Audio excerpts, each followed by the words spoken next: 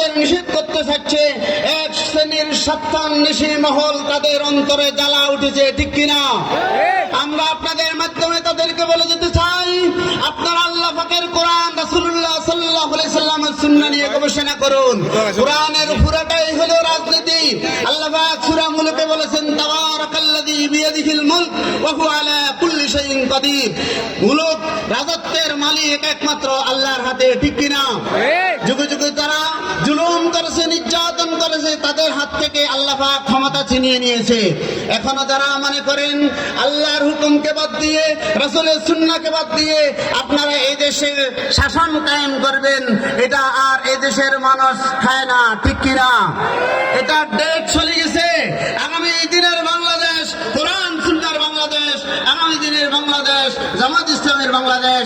বাংলাদেশ জিন্দাবাদ, জামাত ইসলামী জিন্দাবাদ, ইসলামী ছাত্র শিবির জিন্দাবাদ। ধন্যবাদ মুফতি হান্নান ভাইকে। এ পর্যায়ে বক্তব্য নিয়ে আসেন